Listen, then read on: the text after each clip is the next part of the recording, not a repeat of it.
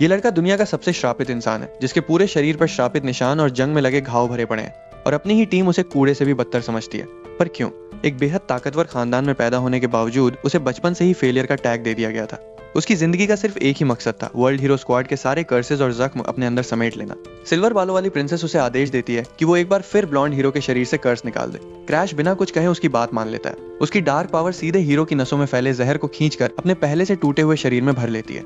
उसका काम था दूसरों का दर्द अपने ऊपर लेना, और बदले में उसकी तरफ कोई देखता तक नहीं था। और ये सब तब हो रहा था जब उनके सामने एक विशाल स्केलेटल बॉस खड़ा था, जो पूरी इंसानियत को मिटाने के लिए तैयार था। लेकिन तभी कुछ ऐसा हुआ जिसकी किसी ने उम्मीद नहीं की थी।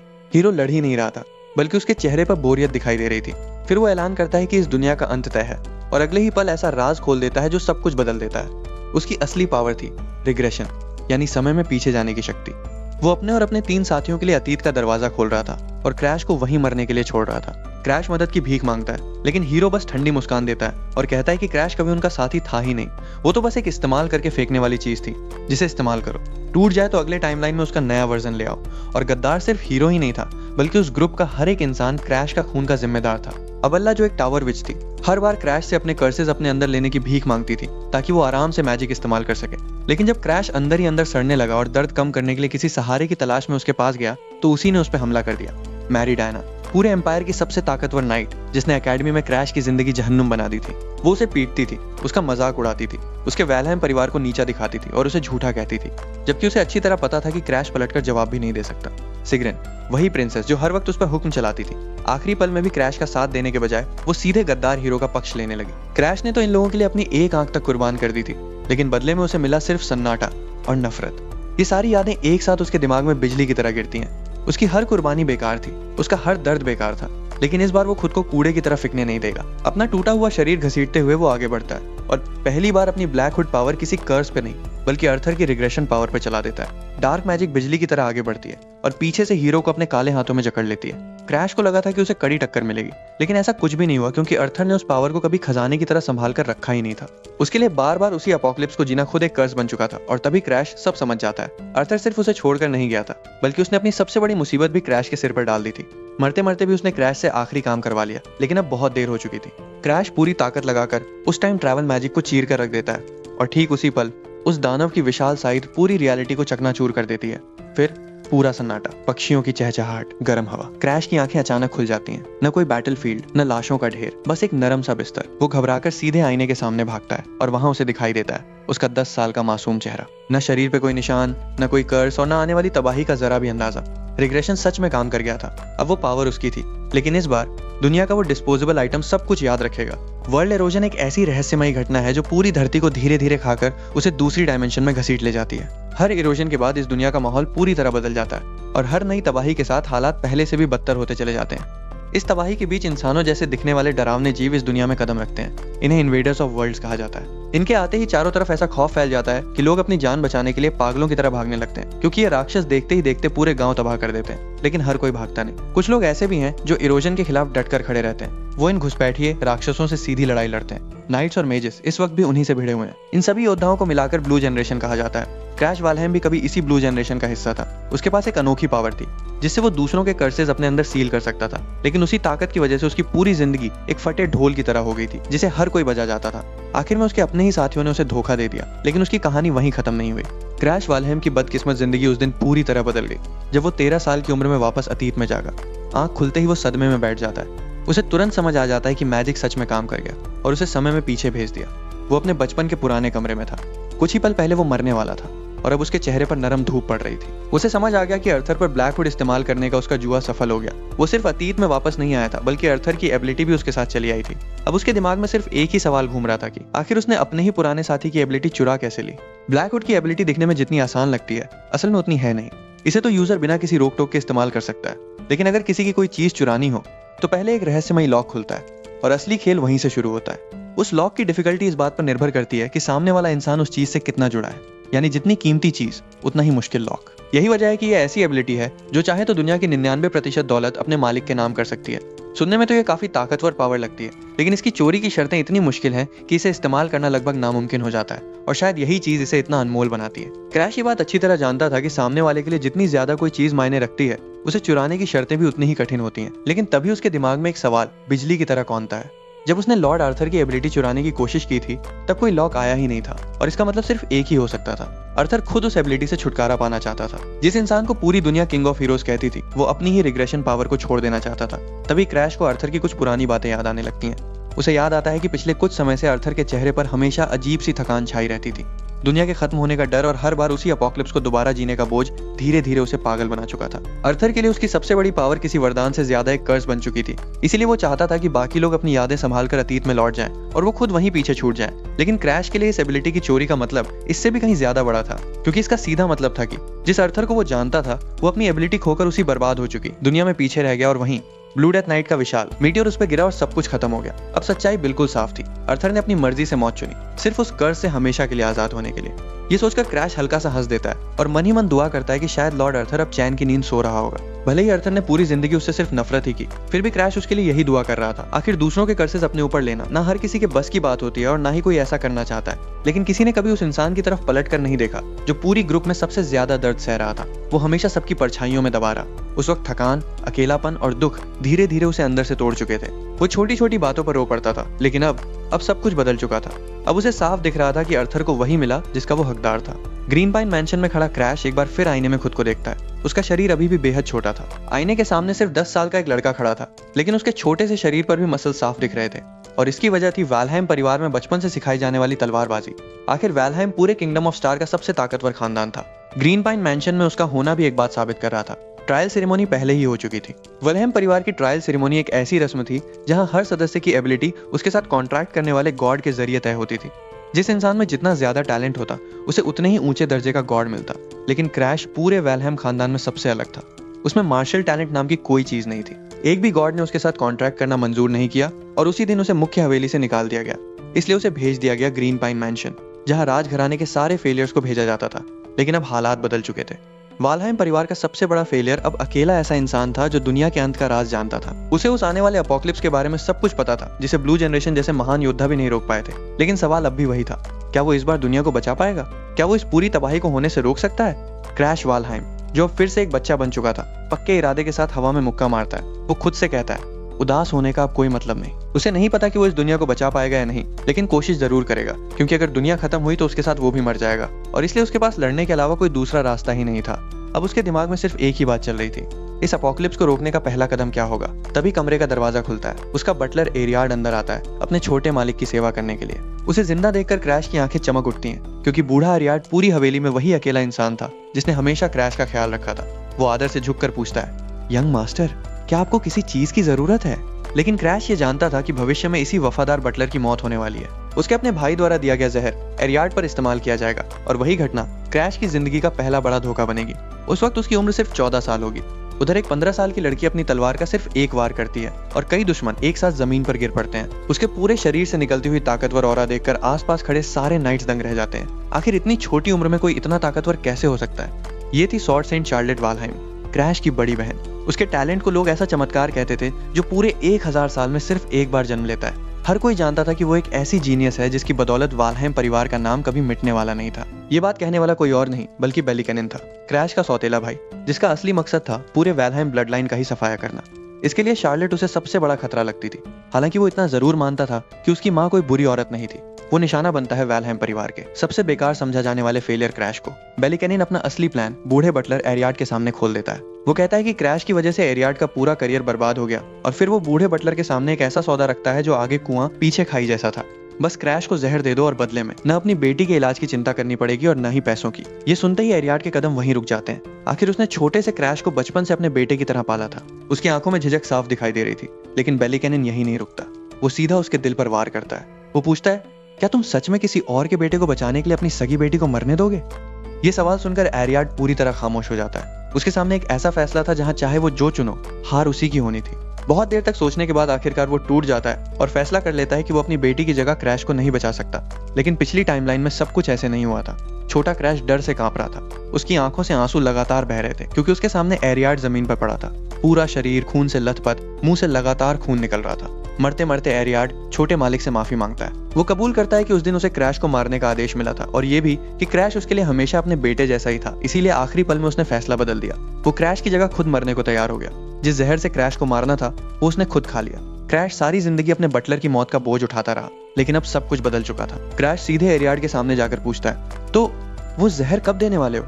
ये सुनते ही एरियाड के चेहरे का रंग उड़ जाता है। उसे समझ ही नहीं आता कि क्रैश को ये सब कैसे पता है। उसे तो ये भी मालूम था कि एरियाड अपनी बेटी को बचाने के लिए उसे जहर देने वाला है। क्रैश शांत आवाज में कहता है, आज नहीं तो कल सच सामने आ ही जाता। मैं तुम्हें दोबारा उसी नामुमकिन फैसले के सामने खड़ा नहीं होने दूंगा, इसलिए अनजान बनने की कोशिश मत करो। क्रैश अच्छी तरह जानता था, अगर उसे परिवार का फेलियर ना माना गया होता तो ऐसा आदेश कभी दिया ही नहीं जाता। एरियाड सोच रहा था कि क्रैश उस पर गुस्सा करेगा, रोएगा या फिर खुद को धोखा खाया हुआ महसूस करेगा, लेकिन उसके छोटे मालिक ने बिल्कुल उल्टा किया। क्रैश बस इतना कहता है, मेरे साथ चलो। दोनों सीधे हवेली की लाइब्रेरी में पहुंच जाते हैं। एरियाड को लगता है कि शायद यंग मास्टर पढ़ाई करने आए हैं, लेकिन क्रैश का अगला आदेश सुनकर वो हैरान रह जाता है। इस दीवार को काट दो। वो बिल्कुल शांत आवाज में कहता है, ये तुम्हारे लिए मुश्किल नहीं होगा, आखिर तुम वैलहाइम परिवार के बटलर हो। एरियाड कुछ कदम आगे बढ़ता है। वो अपनी तलवार निकालता है। उसके शरीर से मैजिकल एनर्जी बाहर निकलने लगती है। अगले ही पल वो पूरी ताकत से एक वार करता है। तलवार से निकली हवा की भयानक लहर पूरी दीवार को एकदम साफ कट में 2 हिस्सों में बांट देती है। धूल बैठने के बाद एरियाड की आंखें फटी की फटी रह जाती हैं। दीवार के पीछे एक गुप्त रास्ता छिपा हुआ था। वो चुपचाप क्रैश को उस रास्ते में अंदर जाते हुए देखता है और तभी उसे एक अजीब बात महसूस होती है। ये वो मासूम छोटा क्रैश नहीं था, बल्कि उसके अंदर अब एक असली लॉर्ड जैसी मौजूदगी थी। उधर क्रैश उस छिपी हुई जगह को देखता है और पुरानी यादें वापस आने लगती हैं। उसे याद आता है पिछली टाइमलाइन में यहाँ सब कुछ आग में जलकर राख हो चुका था, लेकिन इस बार वो आग लगने से पहले ही यहाँ पहुंच गया था। पीछे से एरियाड पूछता है, यंग मास्टर, क्या मैं इस दरवाजे की जंजीरें काट दूं? क्रैश सिर हिलाकर मना कर देता है, नहीं, इस बार मैं कुछ और आजमाऊंगा। वो पहली बार ब्लैकहुड की एबिलिटी को इस्तेमाल करने का फैसला करता है। डार्क मैजिक धीरे धीरे आगे बढ़ती है और सीधे दरवाजे के ताले को घेर लेती है। कुछ ही सेकंड में ताला टूटने लगता है, फिर पूरा ताला और उसके साथ बंधी सारी जंजीरें एक एक करके टूटकर जमीन पर गिर जाती हैं। ये नजारा देखकर एरियाड पूरी तरह सन्न रह जाता है। वो तुरंत पूछ बैठता है, यंग मास्टर, क्या आपने किसी गॉड के साथ कॉन्ट्रैक्ट कर लिया है? लेकिन क्रैश जानता था इस उम्र में उसका ऐसा कोई कॉन्ट्रैक्ट हुआ ही नहीं था। फिर भी वो शांत चेहरे से जवाब देता है, हाँ, एक बहुत ही मामूली से मूर्ति के साथ। ये जवाब सुनकर एरियाड और भी उलझ जाता है। क्रैश उससे कहता है कि आज जो कुछ भी लाइब्रेरी में हुआ उसकी खबर मेरे पिता को दे देना। एरियाड समझ नहीं पाता, आखिर ऐसा क्यों? उसे तो हमेशा लगता था कि छोटा क्रैश एक कमजोर और टूटा हुआ बच्चा है जिसकी जिंदगी में कोई उम्मीद नहीं बची, लेकिन आज सब कुछ बदल चुका था। मानो किसी गॉड के साथ कॉन्ट्रैक्ट करने के बाद उसके अंदर पूरी तरह नया इंसान जन्म ले चुका हो। एरियाड को महसूस होता है कि क्रैश भी शार्लेट वैलहाइम के ही ब्लड लाइन से था, जो दुनिया की सबसे ताकतवर और महान ब्लड लाइन थी। हो सकता है वो अपनी बहन जितना बड़ा जीनियस ना हो, लेकिन अब एरियाड को पूरा यकीन होने लगा था कि उसका छोटा मालिक भी एक दिन बेहद ताकतवर बनेगा। और उसी पल वो ठान लेता है कि अब वो हर हाल में ये पता लगा कर रहेगा कि आखिर क्रैश के साथ हुआ क्या है। एरियाड शांत आवाज में कहता है, यंग मास्टर, मैं आज की घटना के बारे में किसी को कुछ नहीं बताऊंगा। ये सुनते ही क्रैश को अपनी रिग्रेशन का पहला बड़ा साइड इफेक्ट समझ आ जाता है। उसके इस बार के अलग फैसलों ने भविष्य को बदलना शुरू कर दिया था। जिस एरियाड ने पिछली टाइमलाइन में उसे धोखा दिया था, वो अब सिर्फ उसकी यादों में बचा था। इस दुनिया का एरियाड अब बिल्कुल अलग इंसान था। क्रैश के दिमाग में फिर अर्थर का ख्याल आता है। वो सोचता है कि आखिर अर्थर ने कितनी तकलीफ झेली होगी जो उसे इस एबिलिटी से छुटकारा पाना था, लेकिन फिलहाल उसके पास उससे भी ज्यादा जरूरी काम था। अगर वो एरियाड की बेटी की बीमारी ठीक कर दे तो उसे हमेशा के लिए एक वफादार साथी मिल जाएगा। आखिर नई जिंदगी में उसे अपने लोग भी तो तैयार करने थे। उसका रूखा और बदतमीज व्यवहार भी असल में एक सोची समझी चाल थी, ताकि सही समय आने पर जब वो एरियाड की बेटी को बचाए तो उसका असर कई गुना ज्यादा हो। लेकिन अभी उसका मैं फोकस ये सीक्रेट लाइब्रेरी थी। जैसे ही वो उसके विशाल दरवाजे खोलता है, पूरी जगह चमकदार बैंगनी रोशनी से भर जाती है। क्रैश एक पल के लिए वहीं जम जाता है। उसकी आंखें हैरानी से फैल जाती हैं। अचानक अंदर से बेहद ताकतवर मैजिकल लाइट की एक किरण फूट पड़ती है। सिर्फ उसे देखकर ही उसके पूरे शरीर में सिहरन दौड़ जाती है। और यह एहसास किसी आम इंसान का नहीं था, बल्कि उसी इंसान का था जिसने अपनी जिंदगी में अनगिनत कर्सेस झेले थे। उसी पल उसे पूरा यकीन हो जाता है कि जिस किताब की वो तलाश कर रहा था वो यहीं कहीं मौजूद है। उसकी नजर एक बुकशेल्फ से निकलती हुई तेज रोशनी पर टिक जाती है और आखिरकार उसे वो किताब मिल ही जाती है जिसकी तलाश वो इतने समय से कर रहा था। इन किताबों में वैलहाइम परिवार के उन पूर्वजों की जिंदगी दर्ज थी जिन्हें उनके जमाने का सबसे बड़ा फेलियर माना गया था। उन्होंने अपनी सारी टेक्निक्स, अपने अनुभव और ताकत की हर सीक्रेट यहीं लिख छोड़ी थी। उसमें ताकत की चोटी तक पहुंचने वाले सारे राज छिपाए गए थे। शुरुआत में इन किताबों तक हर किसी की पहुंच थी, लेकिन फिर एक इंसान की वजह से सब कुछ बदल गया। उस इंसान का नाम था डियरिस वैलहाइम। वैलहाइम इतिहास का सबसे बड़ा फेलियर, लेकिन वही इंसान आगे चलकर पूरे वैलहाइम परिवार का सबसे ताकतवर योद्धा बना, क्योंकि उसने वर्ल्ड एरोजन को अपने अंदर समा लिया था। क्रैश के हाथों में अब उसी डियरिस की सीक्रेट बुक थी। किताब खुलते ही डियरिस वैलहाइम की कहानी सामने आने लगती है। जिस इंसान को कभी सबसे निकम्मा समझा गया, वही पूरे वैलहाइम इतिहास का सबसे शक्तिशाली योद्धा बना। अपनी ताकत के चरम पर उसने उस दौर के सबसे बड़े बड़े योद्धाओं का सामना किया। इस सब के बाद वो इंसानों जैसा नहीं रहा था, बल्कि किसी राक्षस जैसा बन गया था, जिसके लंबे दांत और नुकीले नाखून थे। वो अपने हाथों से पूरे एनर्जी के बड़े बड़े गोले तैयार करता और सामने आने वाला हर इंसान कुछ ही पलों में मारा जाता। कोई भी उस दानव जैसे इंसान को रोक नहीं पाया। उसकी एबिलिटी का नाम था एक्सट्रीम ब्लड इमर्जन वेनम। उसने वर्ल्ड एरोजन को अपने ही शरीर में समा लिया था और उसी की वजह से उसे ऐसी पागलपन भरी ताकत हासिल हुई थी। लेकिन क्रैश एक और बात नोटिस करता है। किताब का आधा हिस्सा पूरी तरह जला हुआ था। वो तुरंत समझ जाता है कि धीरे धीरे इरोजन बढ़ने के साथ डियरिस अपना मानसिक संतुलन खो बैठा होगा। तभी क्रैश को अपना पुराना अनुभव याद आता है। जब वो खुद इरोजन कर्स का शिकार हुआ था, तब उसने ब्लैक हुड की मदद से उस कर्स को कमजोर किया था और बाकी कर्सेस से उसका संतुलन बना लिया था। अगर यही तरीका एक्सट्रीम ब्लड इमर्जन वेनम पर भी लागू हो जाए और वो उस कर्स को चुरा ले जो इरोजन को काबू में रखता है, तो वो डियरिस जैसी ताकत हासिल कर सकता है, उसकी तरह पागल हुए बिना। ये सोचते ही क्रैश के चेहरे पे आत्मविश्वास लौट आता है। उसे पहली बार लगता है कि यह नामुमकिन सपना शायद सच हो सकता है। वो तुरंत एरियाड को बुलाता है और आदेश देता है, आज से ग्रीन पाइन मैंशन में मेरी इजाजत के बिना कोई अंदर नहीं आएगा। एरियाड बिना कोई सवाल किए सिर झुका देता है और लाइब्रेरी से बाहर निकल जाता है। वो मन ही मन तय कर चुका था कि यंग मास्टर ने उसकी जिंदगी बदलने का जो मौका दिया है, उसका एहसान वो कभी नहीं भूलेगा। इसी वजह से वो बेलिकेनिन का प्रस्ताव हमेशा के लिए ठुकरा देता है। ये सुनते ही बेलिकेनिन का गुस्सा 7वें आसमान पर पहुंच जाता है और जब एरियाड साफ साफ कहता है, मेरे असली मालिक यंग मास्टर क्रैश वालहाइम है, तो बेलिकेनिन का चेहरा गुस्से से लाल हो जाता है। उसे समझ ही नहीं आता कि आखिर परिवार का सबसे बड़ा फेलियर लोगों को अपनी तरफ कैसे खींच रहा है। उसे तो शार्लेट भी कांटे की तरह चुभती थी, क्योंकि उसी की ब्लड लाइन उसके रास्ते की सबसे बड़ी रुकावट बन गई थी। अगर शार्लेट पैदा ही ना हुई होती तो आज वो और लिस सीधे मुख्य ब्लड लाइन में होते। पुरानी यादें उसके अंदर फिर आग लगा देती हैं। गुस्से में वो जोर से चीख पड़ता है। आवाज सुनकर उसका बटलर दौड़ा चला आता है। मालिक, क्या आपको किसी चीज की जरूरत है? बेलिकेनिन तुरंत आदेश देता है, ग्रीन पाइन मैंशन जाओ, मुझे अभी क्रैश से मिलना है। लेकिन कुछ देर बाद बटलर लौटकर जवाब देता है, माफ कीजिए, मैं अंदर नहीं जा सकता। यंग मास्टर के आदेश हैं, ग्रीन पाइन मैंशन में किसी को भी आने की इजाजत नहीं है, यहाँ तक कि परिवार के मुखिया को भी नहीं। ये सुनते ही बेलिकेनिन का पारा पूरी तरह चढ़ जाता है। उसे यकीन ही नहीं होता कि कोई उसे उसके अपने परिवार की हवेली में घुसने से कैसे रोक सकता है। उधर क्रैश इन सबसे बेखबर शांत होकर मेडिटेशन में बैठा था। उसके शरीर से लगातार भारी मात्रा में एनर्जी निकल रही थी। कुछ देर बाद वो धीरे धीरे आंखें खोलता है। उसके चेहरे पर हल्की सी मुस्कान आ जाती है, क्योंकि सिर्फ ध्यान करते करते ही वो अब शुरुआती लेवल तक पहुंच चुका था। ऑरा को कई अलग अलग स्टेजेस में बांटा गया है और इस वक्त क्रैश सबसे पहली स्टेज यानी यूजर स्टेज में था। यहीं से कोई इंसान पहली बार ऑरा को अपने कंट्रोल में लेना सीखता है। इसके बाद आती है दूसरी स्टेज, एक्सपीरियंस लेवल। यहीं तक ज्यादातर ऑरा यूजर्स अपनी पूरी जिंदगी में पहुंच पाते हैं। क्रैश ने अभी अभी इसी रास्ते पर पहला कदम रखा था, लेकिन दूसरी तरफ उसकी बड़ी बहन शार्लेट, जो उससे सिर्फ 2 साल बड़ी थी, पहले ही ऑरा मास्टर बन चुकी थी। उसकी ताकत इतनी भयानक थी कि लोग उसका नाम सुनकर कांप जाते थे। लेकिन इतनी ताकत भी आखिरकार बेकार साबित हुई, क्योंकि वर्ल्ड इरोजन के सामने शार्लेट भी हार गई थी। उसकी ऑरा उस विनाश के खिलाफ कुछ भी नहीं कर सकी। ये बात याद आते ही क्रैश खुद की तुलना अपनी बहन से करने लगता है, और सच्चाई यही थी कि उसके सामने वो अभी कुछ भी नहीं था। ये सोचकर उसके मन में फिर वही सवाल उठता है, क्या मैं सच में इस दुनिया को बचा पाऊंगा? तभी उसके अंदर मौजूद उसका एडल्ट और एक्सपीरियंस्ड वर्जन मानो उसी से बात करने लगता है। ये सवाल पूछने से कुछ नहीं होगा, कोशिश करेगा तभी जवाब मिलेगा। क्रैश खुद को डांटता है, रोना धोना बंद करो। रिग्रेशन से पहले तो तुम ऑरा इस्तेमाल भी नहीं कर सकते थे, अब हालात बदल चुके हैं। हो सकता है वो अभी शार्लेट जितना ताकतवर ना हो, लेकिन उसके पास एक ऐसी चीज थी जो पहले कभी नहीं थी, अपने परिवार के उन फेलियर्स की छोड़ी हुई सीक्रेट आर्ट्स। यही सोचकर क्रैश का आत्मविश्वास फिर लौट आता है। उसे यकीन था कि वो पहले से कहीं ज्यादा ताकतवर बन सकता है। तभी एरियाड मुस्कुराते हुए उसे बधाई देता है, यंग मास्टर, आप शुरुआती लेवल तक पहुंच गए हैं। क्रैश हल्की मुस्कान के साथ जवाब देता है, इसमें इतनी बड़ी बात नहीं है। फिर वो पूछता है, लेकिन तुम मेरे ध्यान खत्म होने तक बाहर क्यों इंतजार कर रहे थे? एरियाड सम्मान से सिर झुकाकर जवाब देता है, आपकी मंगेतर Bianca harden hearts green pine mention पहुंच चुकी हैं। ये नाम सुनते ही क्रैश की आंखें फैल जाती हैं। बियांका वही लड़की थी जो भविष्य में व्हाइट डीमन के नाम से पूरी दुनिया में मशहूर होने वाली थी। वो वर्ल्ड ईटर्स की सबसे खतरनाक नेताओं में से एक बनेगी और अकेले दम पर सबसे ताकतवर सेलेस्टियल्स तक को हरा देगी। लेकिन अभी वो सिर्फ हार्डन हार्ट्स परिवार की सबसे छोटी बेटी थी। उन दोनों की शादी कभी प्यार की वजह से तय नहीं हुई थी, बल्कि ये तो बस एक पॉलिटिकल मैरिज थी। उत्तर पर हार्डन हार्ट्स परिवार का राज था और वालहेम परिवार इस रिश्ते के जरिए एक ताकतवर मार्शल फैमिली से गठबंधन करना चाहता था। यानी क्रैश और बियांका दोनों ही अपने अपने परिवारों के लिए सिर्फ मोहरे थे। क्रैश जानता था कि उसे बियांका से कुछ जरूरी बातें करनी है, लेकिन उसका अचानक यहाँ आना उसे बिल्कुल उम्मीद नहीं थी। बियांका की जिंदगी भी किसी नरक से कम नहीं थी। उसकी माँ इरोजन कर्स का शिकार होकर मर गई थी और बियांका जन्म से ही स्नोडॉल कर्स लेकर पैदा हुई। इस कर्स ने उसकी सारी भावनाएं छीन ली थी। वो हंस नहीं सकती थी, रो नहीं सकती थी और किसी भी भावना को महसूस नहीं कर सकती थी। उसकी आत्मा बेहद मजबूत थी, लेकिन उसी वजह से कर्स ने उसके शरीर को पूरी तरह दूषित कर दिया। इसी वजह से वो कभी किसी गॉड के साथ कॉन्ट्रैक्ट नहीं कर सकी। पूरा हार्डन हार्ट्स परिवार उसे एक मनहूस बच्ची मानता था जो अपनी माँ की जान लेकर पैदा हुई थी। इसलिए घर में हर कोई उसके साथ बर्फ जैसा ठंडा व्यवहार करता था। क्रैश एक पल के लिए सोचता है, क्या बियांका मुझसे नफरत करती होगी? लेकिन अगले ही पल वो खुद ही इस सवाल का जवाब दे देता है। जब तक वो बियांका का कर्स नहीं चुराएगा, तब तक उसके पास उससे नफरत करने की कोई वजह नहीं होगी। वैसे भी उसके शरीर में मौजूद एक्सट्रीम ब्लड इमर्जन पॉइजन को काबू में रखने के लिए स्नोडॉल कर्स का होना बेहद जरूरी था।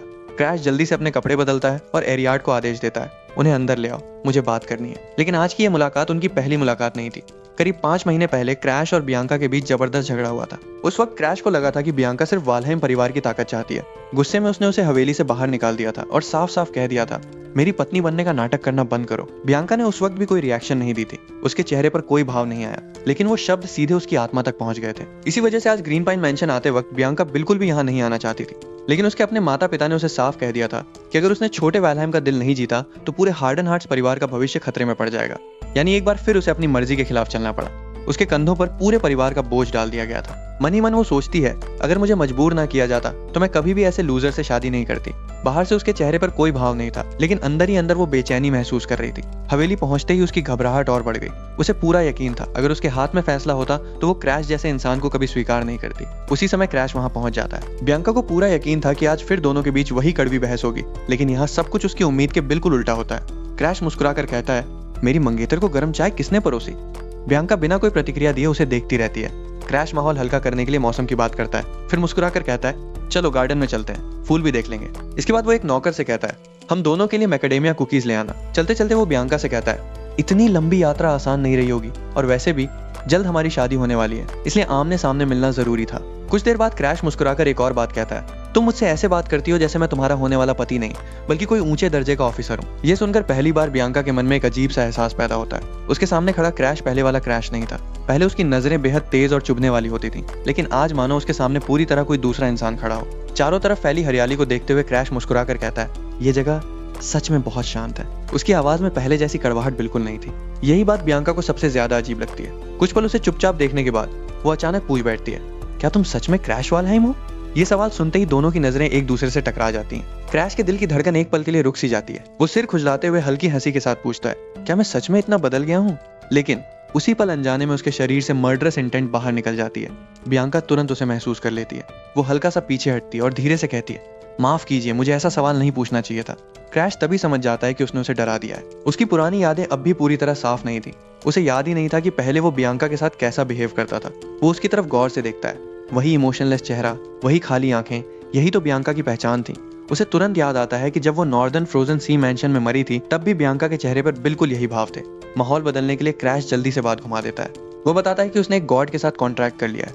बियांका शांत स्वर में जवाब देती है, तो शायद इसी वजह से तुम्हारा स्वभाव बदल गया। क्रैश सिर हिलाता है, फिर सीधे मुद्दे पर आता है, असल में मैं तुम्हारे सामने एक ऑफर रखना चाहता हूँ। बियांका बिना कोई भाव बदले पूछती है, क्या अब जब तुम्हारा कॉन्ट्रैक्ट हो गया है तो तुम हमारी सगाई खत्म करना चाहते हो? क्रैश ये सुनकर मन ही मन कुछ और ही समझ बैठता है। उसे लगता है बियांका उसके जैसे इंसान से शादी नहीं करना चाहती। बियांका ना उसकी बात काटती है, ना उसे गलत साबित करती है, बल्कि शांत आवाज में कहती है, मैं आपकी होने वाली पत्नी हूँ और ये बात कभी नहीं बदलेगी। ये सुनकर क्रैश सचमुच हैरान रह जाता है, क्योंकि उसकी आवाज में झूठ का एक कतरा भी नहीं था। वो दोबारा असली मुद्दे पर लौटता है और अपनी नई एबिलिटी के बारे में बताता है। फिर बिना घुमाए फिराए कह देता है, मैं तुम्हारा कर्ज अपने अंदर लेना चाहता हूँ। बियांका पहली बार थोड़ा उलझ जाती है। दुनिया के सबसे बड़े एक्सपर्ट्स तक इस कर्ज को खत्म नहीं कर पाए और तुम इसे खुद अपने ऊपर लेना चाहते हो? क्रैश बिना झिझक जवाब देता है, हाँ, मैं ये सब इसलिए करना चाहता हूँ ताकि तुम्हारी हर इच्छा पूरी हो सके।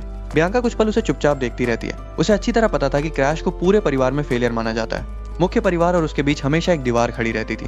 धीरे धीरे वो अपने मन में एक अलग ही चीज सोच लेती है। उसे लगता है कि क्रैश अब हर चीज से थक चुका है और उसका स्नो डॉल कर्ज चुराकर अपनी सारी भावनाएं मिटा देना चाहता है। वो मन ही मन सोचती है, क्या यही डिजीज ऑफ द हार्ट है? उसे एक मेज की कही हुई बात याद आती है। उसने बताया था कि जब कोई इंसान अपनी मानसिक सीमा तक पहुंच जाता है तो उसे हार्ट डिजीज हो सकती है। उस हालत में या तो इंसान खुद अपनी जान ले लेता है या फिर अचानक इतना दयालु बन जाता है कि उसे पहचानना मुश्किल हो जाता है। ऐसे अजीब व्यवहार आने वाले अंत की चेतावनी होते हैं। उस मेज ने उसे एक और बात कही थी, अगर कभी तुम्हें ऐसा इंसान मिले तो उसका साथ कभी मत छोड़ना। ये याद आते ही बियांका अचानक आगे बढ़ती है और पहली बार क्रैश का हाथ अपने हाथ में पकड़ लेती है। वो धीरे से कहती है, सब ठीक हो जाएगा। तुम्हें अपनी भावनाओं पर काबू पाना सीखना होगा, पर उस कर्ज का सहारा लेकर नहीं। मैं अक्सर तुमसे मिलने आया करूंगी, जरूरत पड़ी तो तुम्हारे पास ही रहने लगूंगी। ये सुनकर क्रैश पूरी तरह चौंक जाता है। उसे तो हमेशा लगता था बियांका उससे नफरत करती है और ये शादी भी नहीं चाहती, लेकिन बियांका शांत स्वर में कहती है, अगर ऐसा होता भी तब भी मैं किसी मुसीबत में पड़े इंसान को कभी अकेला नहीं छोड़ती। क्रैश अब समझ चुका था। बियांका एक बार जो फैसला कर लेती है फिर बिना हिचकिचाए उस पर चलती है, लेकिन इस वक्त वो पूरी बात गलत समझ रही थी। उसे डर था कि अगर ऐसा ही चलता रहा तो बियांका कभी अपना कर्ज छोड़ने के लिए तैयार नहीं होगी, इसलिए वो उसी पल फैसला करता है कि अब और इंतजार नहीं करेगा। क्रैश तुरंत ब्लैकहुड की एबिलिटी एक्टिवेट कर देता है। काली मैजिक धीरे धीरे बियांका के चारों ओर फैल जाती है। उसका हाथ मानो उसके शरीर के आर पार चला जाता है और उसके शरीर से कर्ज बाहर खींचना शुरू कर देता है। उसी पल अनलॉक कंडीशन सामने आ जाती है, लेकिन उसे देखकर क्रैश खुद भी दंग रह जाता है। पहली शर्त थी, बियांका के दोस्त बनो। क्रैश गहरी सांस लेता है। उसे तुरंत समझ आ जाता है कि ये काम जितना आसान दिख रहा है असल में उतना है नहीं, क्योंकि बियांका इस कर्ज के साथ पैदा हुई थी और ये उसके शरीर का हिस्सा बन चुका था। इस कर्ज की कीमत बेहद ज्यादा थी और अगर उसे चुराना है तो पहले बियांका का दोस्त बनना पड़ेगा। और सच कहें तो व्हाइट डीमन की दोस्ती जीतना उससे शादी करने से भी कहीं ज्यादा मुश्किल काम था। क्रैश कुछ पल सोचता है, अगर वो बियांका को अभी वापस भेज देता है तो देर सवेर वो भविष्य वाली व्हाइट डीमन बन ही जाएगी, इसलिए फिलहाल उसे अपने पास रखना ही सबसे सही फैसला था। वैसे भी बियांका ने खुद उसके पास रहने की बात कही थी और ये उसके प्लान के लिए बिल्कुल सही मौका था। क्रैश मुस्कुराकर उसकी बात मान लेता है। बियांका भी सिर हिलाकर कहती है, मैं पहले अपने पिता से अनुमति ले लूं, फिर यहाँ आकर रहने की तैयारी करूंगी। इतना कहकर वो उससे विदा ले लेती है। क्रैश मन ही मन हिसाब लगाता है, उसके वापस आने में करीब 1 महीना लगेगा और ये पूरा 1 महीना वो सीक्रेट आर्ट्स की सारी किताबें पढ़ने में लगाएगा। लेकिन अगले ही दिन क्रैश की सारी उम्मीदों पर पानी फिर जाता है, क्योंकि बियांका वापस आ चुकी थी। उसे देखते ही क्रैश पूरी तरह चौंक जाता है। बियांका बिल्कुल सामान्य आवाज में कहती है, आज से मैं इसी हवेली में आपके साथ रहूंगी, उम्मीद है मेरा अच्छे से ख्याल रखा जाएगा। ये सुनते ही क्रैश के होश उड़ जाते हैं। उसे बिल्कुल उम्मीद नहीं थी कि अब उसे उसी लड़की के साथ एक ही हवेली में रहना पड़ेगा। अगली सुबह क्रैश धीरे धीरे अपनी आंखें खोलता है, लेकिन जैसे ही उसकी नजर बगल में जाती है वो वहीं का वहीं जम जाता है। बियांका बिल्कुल उसके पास सो रही थी। क्रैश मन ही मन सोचता है, क्या इसने फिर से मेरे बगल में सोने का फैसला कर लिया? वो सोचता है कि अगर इस वक्त कोई उन्हें ऐसे देख ले तो गलतफहमी होना तय था। तभी बियांका भी जाग जाती है। वो आराम से उठकर कहती है, गुड मॉर्निंग। फिर पूरी मासूमियत से पूछती है, आप यहाँ क्या कर रहे हैं? क्रैश कुछ पल उसे घूरता रहता है, फिर वही सवाल वापस पूछ देता है, ये तो मुझे तुमसे पूछना चाहिए। उसके बाद वो हमेशा की तरह अपनी लंबी मेडिटेशन शुरू कर देता है। ध्यान करते करते उसका मन बीते महीनों की तरफ चला जाता है। उसे एहसास होता है कि बियांका को यहाँ आए हुए कई महीने बीत चुके हैं। उसे वो दिन साफ याद आता है जब बियांका अचानक ग्रीन पाइन मैंशन पहुंची थी और ऐलान कर दिया था कि अब वो यहीं रहेगी। उस वक्त क्रैश इतना हैरान हुआ था कि कुछ देर तक कुछ बोल ही नहीं पाया। आखिर उसके परिवार ने उसे यहाँ रहने की इजाजत दे दी थी और उससे पूछना भी जरूरी नहीं समझा। क्रैश उस समय सोच रहा था, ये अभी सिर्फ 12 साल की है, क्या अपने परिवार से इतनी दूर रह पाएगी? लेकिन जिस इंसान के पास भावनाएं ही ना हो उसके लिए परिवार जैसी चीज का कोई मतलब नहीं रहता। बियांका ने भी बिल्कुल बेपरवाही से सब स्वीकार कर लिया। हालांकि क्रैश के लिए ये किसी वरदान से कम नहीं था। अब उसके पास बियांका से दोस्ती करने का सबसे अच्छा मौका था। आखिर उसी दोस्ती से ब्लैक हुड की पहली कंडीशन पूरी होने वाली थी। करीब आधा साल बीत चुका था। इसी बीच एक और अहम दिन भी करीब आ रहा था, रहन एकेडमी का नया सेशन। 4 महान राज्यों और एम्पायर द्वारा बनाई गई ये एकेडमी ऐसे युवाओं को तैयार करती थी जो वर्ल्ड इरोजन के खिलाफ लड़ सकें। यहाँ 15 से 20 साल की उम्र के छात्रों को दाखिला मिलता था। पिछली टाइमलाइन में यहीं से ब्लू जनरेशन के अनगिनत योद्धा निकले थे और यही वो जगह भी थी जहाँ उन गद्दारों ने उसे इस्तेमाल किया था। सिर्फ उनकी याद आते ही क्रैश की मुट्ठियां कस जाती हैं। गुस्सा उसके अंदर फिर उबलने लगता है, लेकिन इस बार हालात अलग थे। वो उन सबकी कमजोरियां किसी और से बेहतर जानता था और इस बार वो उनकी स्किल्स ही उनसे छीन लेगा। अगले साल क्रैश 14 साल का होने वाला था, यानी रहन एकेडमी में दाखिले के लिए उसके पास सिर्फ 365 दिन बचे थे और उससे पहले उसे जितना हो सके उतना ताकतवर बनना था। लेकिन अब वो अपने टैलेंट की सीमा तक पहुंच चुका था। उसका टैलेंट फिलहाल उसे सिर्फ बिगनर्स लेवल तक ही ले जा सकती थी, जो किसी भी एक्सपर्ट बनने की पहली सीढ़ी थी। अगर उसे आगे बढ़ना था तो उसे जल्द से जल्द बियांका का स्नो डॉल कर्स हासिल करना होगा और एक्सट्रीम ब्लड इमर्जन पॉइजन को इस्तेमाल करना भी सीखना होगा। कुछ देर बाद वो कमरे में लौटता है। बियांका पहले से ही वहां बैठी चुपचाप एक किताब पढ़ रही थी। उसे देखते ही वो किताब बंद करती है और बिल्कुल सीधे अंदाज में कहती है, मैं आपको अकेला नहीं छोड़ सकती। अब तो हाल ये हो चुका था कि बियांका हर जगह उसके पीछे पीछे घूमती थी, मानो क्रैश कोई खो जाने वाला छोटा सा चूजा हो। क्रैश मन ही मन आह भरता है, ये मुझे दोस्त कब मानेगी? वो सोचता है कि शायद उसे बियांका को कहीं बाहर घूमने ले जाना चाहिए। लेकिन ठीक उसी वक्त दरवाजे पर दस्तक होती है। एरियाड अंदर आकर कहता है, यंग मास्टर, स्टारलाइट सैंक्चुरी से आपके लिए निमंत्रण आया है। स्टारलाइट सैंक्चुरी स्टार किंगडम के युवाओं का एनुअल गैदरिंग थी, जहां लोग नए रिश्ते बनाते थे, दोस्तियां करते थे और बड़े परिवारों के बीच संबंध मजबूत किए जाते थे। क्रैश को इस आयोजन की बस धुंधली सी याद थी। आखिर पिछली टाइमलाइन में वो ज्यादातर ग्रीन पाइन मैंशन में ही कैद रहा था। फिर भी वो बिना ज्यादा सोचे निमंत्रण स्वीकार कर लेता है, क्योंकि उसे शक था कि वहां एक खास इंसान जरूर मिलेगा और वो अपने बटलर से किया हुआ एक वादा भी निभाना चाहता था। क्रैश मुस्कुराकर कहता है, हम दोनों स्टारलाइट सैंक्चुरी जाएंगे। फिर एरियाड की तरफ देखकर बोलता है, बाकी तैयारियों की खबर देते रहना। इतना सुनते ही बियांका हल्का सा उसकी तरफ देखती है और शांत आवाज में कहती है, वहां मौजूद लोग जरूर आपका मजाक उड़ाएंगे। क्रैश जानता था कि वो बिल्कुल सही कह रही है, लेकिन उसे अपनी चिंता कम थी। उसे डर इस बात का था कि कहीं लोग बियांका के बारे में कुछ गलत ना कह दें। फिर भी बियांका बिना हिचकिचाए कहती है, मैं आपके साथ चलूंगी। क्रैश धीरे से मुस्कुराता है, तुम्हारा मंगेतर होने के नाते तुम्हारी रक्षा करना मेरी जिम्मेदारी है। फिर तुरंत अपनी बात सुधारते हुए कहता है, नहीं, मैं ये तुम्हारे मंगेतर की तरह नहीं पूछ रहा, बल्कि मैं सिर्फ तुम्हारे असली मन की बात जानना चाहता हूँ। बियांका उसकी आंखों में देखती है। उसे वहाँ एक अजीब सी दया दिखाई देती है और वही चीज उसे फिर से बेचैन कर देती है। पिछले कई महीनों से क्रैश उसके साथ ऐसा व्यवहार कर रहा था जिसकी उसने कभी कल्पना भी नहीं की थी। वो उसे लाइब्रेरी के साथ लेकर जाता था। हर सुबह उससे पूछा जाता था कि वो नाश्ते में क्या खाना चाहेगी। अगर बियांका किसी पेड़ के नीचे सो जाती तो क्रैश बिना उसे जगाए अपने काम में लग जाता। धीरे धीरे बियांका को पहली बार एहसास होने लगा कि कोई उसके साथ इतनी नरमी से भी पेश आ सकता है। ऐसा व्यवहार उसे हार्डन हार्ट्स परिवार में कभी नहीं मिला था और अब हाल ये था कि उसे लगभग याद ही नहीं रहा था कि कभी क्रैश के बारे में उसकी राय इतनी बुरी हुई करती थी। धीरे धीरे बियांका को एक सच्चाई का एहसास होने लगता है। उसे महसूस होता है कि वो क्रैश को पसंद करने लगी है और पहली बार वो अपने मन की बात जुबान पर लाती है। मैं आपके साथ जाना चाहती हूँ। सिर्फ आपकी मंगेतर होने की वजह से नहीं, बल्कि अपनी मर्जी से। ये सुनते ही क्रैश कुछ पल के लिए बिल्कुल चुप हो जाता है। उसे उम्मीद ही नहीं थी कि बियांका कभी ऐसा भी कुछ कहेगी। आखिरकार वो मुस्कुराकर उसकी बात मान लेता है। ठीक है, तुम मेरे साथ स्टारलाइट सैंक्चुरी चलोगी। दोनों एक शानदार कैरेज में बैठकर निकल पड़ते हैं। रास्ते में उनकी नजर पड़ती है ग्रैंड गरयू पैविलियन पर। बियांका उसे देखकर कुछ पल के लिए रुक जाती है। फिर उसे पता चलता है कि क्रैश ने इस पूरे मशहूर स्थान को सिर्फ उनके लिए किराए पर ले लिया है। तभी उसे पहली बार एहसास होता है कि वालहेम परिवार की दौलत उसकी कल्पना से भी कहीं ज्यादा है। इस दुनिया में नोबल्स की इज्जत सिर्फ इसलिए होती है क्योंकि वो आम लोगों की जगह वर्ल्ड इरोजन के खिलाफ लड़ते हैं। लेकिन यही लोग जो भविष्य में देश का सहारा बनने वाले थे, आज यहाँ सिर्फ पार्टी करने में बिजी थे। कुछ देर बाद क्रैश और बियांका स्टारलाइट सैंक्चुरी पहुंच जाते हैं। जैसे ही दोनों अंदर कदम रखते हैं, चारों तरफ फुसफुसाहट शुरू हो जाती है। देखो, वालहेम परिवार का निकम्मा बेटा आ गया और उसके साथ नॉर्थ की वो शापित लड़की भी। क्रैश पहले से जानता था कि यहाँ मौजूद ज्यादातर लोग सिर्फ नाम के नोबल्स हैं, लेकिन तभी भीड़ में से एक आवाज अलग सुनाई देती है। दिलचस्प, ये लड़का बाकी सबसे अलग है। क्रैश की नजर तुरंत उस तरफ जाती है और वहाँ खड़ा था ट्रेसो बराक हॉगमा और उसके साथ मौजूद थी एल्फ्ला और तीसरा वुड आर्चर एनेक्स ग्लेजर। भविष्य में यही तीनों स्टारलोन के सबसे बड़े हीरोज कहलाने वाले थे। क्रैश तुरंत समझ जाता है कि इन्हें उसमें दिलचस्पी क्यों हुई और उसकी वजह थी शार्लेट वालहेम, उसकी बड़ी बहन। कुछ देर पहले शार्लेट पूरे सैंक्चुरी में अपनी तारीफों के पुल बांध चुकी थी। वो सबको बता रही थी कि कैसे उसकी ड्रेस सबसे खूबसूरत है और वहाँ मौजूद कोई भी उसे लड़ाई में हरा नहीं सकता। पूरे माहौल को देखकर क्रैश लंबी सांस लेता है। लगता है दीदी यहाँ भी कोई तमाशा कर चुकी हैं। वो मन ही मन फैसला करता है कि जितनी जल्दी हो सके उसे यहाँ से निकल जाना चाहिए। तभी बियांका हल्के से उसकी कोट पकड़कर उसका ध्यान खींचती है। वो धीरे से कहती है, लोग जो भी कह रहे हैं उनकी बातों पर ध्यान मत दीजिए। क्रैश हल्की मुस्कान के साथ जवाब देता है, मैं तो अभी अपनी बहन के बारे में सोच रहा था। इन लोगों की बातों से मुझे जरा भी फर्क नहीं पड़ता। लेकिन उसी पल उसे एक और बात महसूस होती है। लोग बियांका का भी मजाक उड़ा रहे थे, फिर भी वो अपनी चिंता छोड़कर उसकी फिक्र कर रही थी। अचानक भीड़ में हलचल मच जाती है। लोग किसी खास मेहमान के आने की बातें करने लगते हैं, लेकिन कोई उसका नाम नहीं ले रहा था। तभी दरवाजे पर जोर से घोषणा होती है, एल्केमी कासल के Lord Darling Dan Filion Starlight Sanctuary में पधार चुके हैं। घोषणा होते ही सभी की नजरें एक ही दिशा में चली जाती हैं।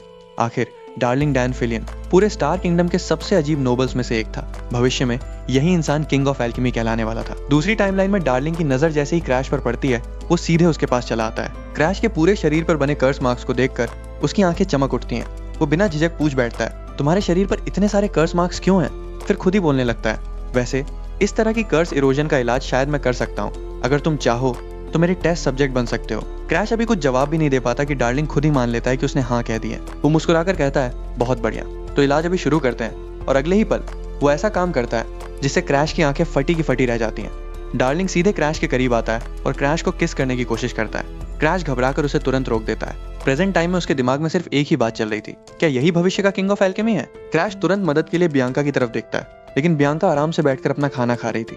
बिना उसकी तरफ देखे वो कहती है, मैं यहीं बैठी रहूंगी। क्रैश मन ही मन आह भरता है। अब उसके पास खुद ही इस अजीब इंसान से निपटने के अलावा कोई रास्ता नहीं था। वो डार्लिंग के पास जाकर बातचीत शुरू करता है, लेकिन डार्लिंग उसे पहचान ही नहीं पाता। तभी क्रैश अपना नाम बताता है, मैं क्रैश वालहेम हूँ। ये नाम सुनते ही डार्लिंग कुछ पल सोचने लगता है। फिर अचानक उसे कुछ याद आता है, रुको, तुम शार्लेट के छोटे भाई हो?